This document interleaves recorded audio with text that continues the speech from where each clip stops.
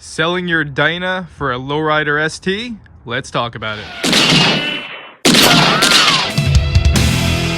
What's going on, YouTube? FXDLS Brooklyn is back in the building. This is going to be one of our final videos that we do on the lowrider ST. And as you can see, we have the infamous white flame FXDLS in the background. And the reason why I have both these bikes in this video, because I wanted to cover one topic that is just kind of the elephant in the room of 2022, which is I'm seeing a lot of people I know who have very, very infamous performance Dyna builds, such as my FXDLS, starting to go in different directions and selling the ultimate cool guy bikes for this bike that's in front of me right now, the lowrider ST. Honestly, I have my own feelings on it, but I did think it was a good topic for a final video on this bike because it is something that's been happening in the Dyna community. And I wanted to see how you all felt about it. Like, would it makes sense for somebody to trade a completely worked Dyna like this for something that's a premium high performance package out the box like the lowrider ST? So let's talk about it. So the reason why I even come onto this subject is, you know, within Instagram, you know, those of us who are running builds like this one, you know, talking a retro FXRT build with a hot rod motor, with all the high performance stuff you could possibly think of. You know, it's only a handful of us that are running builds like this, right? And one of the more notable ones, one of the guys that I talked to that ran a build like this, he goes by Death Trap on Instagram. I think his full name is Bobby M. Obviously I'm making this video with his permission, but he's someone that I've talked to over the years who ran a very similar build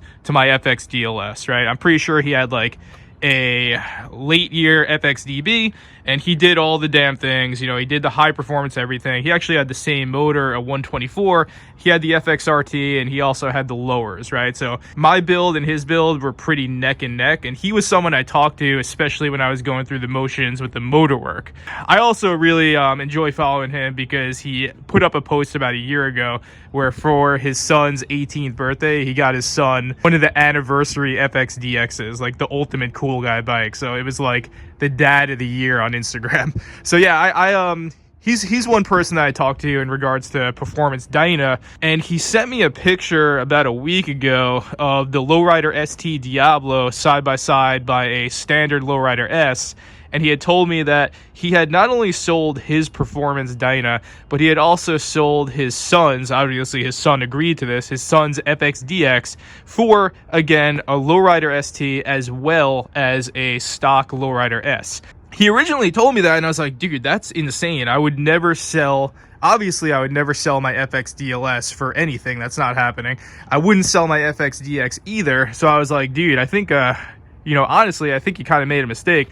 But then he was explaining it to me, and our situations are very different. Like, he is also very much in the performance car culture. He's got two really, really sick old school cars. So he's not just living the bike life, he's also living the car life. Whereas for me, I'm strictly bike life. I don't even own a car, and I get away with that because I live in New York City. So for me, it's different, where it might make sense for me to have a modern performance bike like an ST as well as my hot rod Dynas and my FXRs. Whereas if you're doing the car life, it might not make sense. So ultimately, you know, for a position that he was in where he is going to focus his attention on one high performance bike, he made the decision to sell his completely custom high performance Dyna for the lowrider ST Diablo, and his son made the mirror decision selling his DX for a new lowrider S. And like I said, me personally, I would never sell my Dynas or my FXRs for the ST. My thinking would more be the ST would be an addition to those bikes.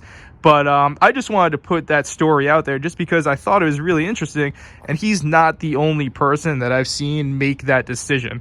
I've seen multiple of my friends who had really, really mean Dyna builds within the last couple of years sell them and trade them up for lowrider S's or lowrider STs. So it's an interesting topic, and again, I wanted to see what you all would think. If some of you all were in the same boat, because I know from the comment section that some of you have walked a similar path and have traded your Dynas for an ST, and I know some of you are adamantly against that. So again, just thought it would be a really good final topic for us to cover as we start to wrap up some of the content with this bike. That's where I stand on it. Like, the Lowrider ST will definitely be back on this channel. I am dropping it off and giving it back to Harley today, so it's going to be a hard goodbye. I'll make a goodbye video, but that's kind of where I stand after all the miles. Nothing's ever going to replace my Dynas and my FXRs, but that is not the last that you'll see of a Lowrider ST, especially on my channel. Somehow, some way, I will be on this bike again, and specifically, I really want to put this bike to the test and do something like a cross-country trip on it to see what it's truly made of, because I only did little bike trips, like 300, 400-mile days on this one when I had it. So I'm looking forward to trying to put it to the test, maybe this summer if I could get the opportunity or not. But again, the bike blew me away. I would definitely be psyched to have it in my garage one day, somehow, some way. And if it were in my garage, it would be my runner. Like, I would use it for the bike trips, you know, I would use it as my Swiss Army bike, because I did find that it excelled in all situations. And to wrap it up, you know, Death Trap over on Instagram, I think he made the best comparison I heard, where he was just saying, yeah, you know, our Dynas, our FXRs, those are our Mustangs, right? Those are our hot rods, right? Where the Lowrider ST, that is your performance car, right? Your modern performance. That's your modern Corvette. That's your modern, you know, sports car. And I thought, you know, from putting many miles on both, that's probably the best comparison I've heard as of yet. So that's how I feel. For me personally, going solo bike life, it's my goal to have both at some point. I've enjoyed running both, but in terms of me swapping out one for the other, there's just no way with all the blood, sweat, and tears that I put into this bike that I could ever let this thing go. This is something that I want to pass down within my family, and yeah, man, that's how I feel about it. So as always, in the comments, let me know how y'all are feeling about that topic. It is one that brings out some feelings, I know. And thanks for being enthusiastic about this content. I'm gonna really miss running this bike, man. But again, it'll be back with us again at some point, somehow, some way. As always, stay safe out there. Ride Dynas, ride FXRs, ride Lowrider STs. And on that, FX Sales Brooklyn is out.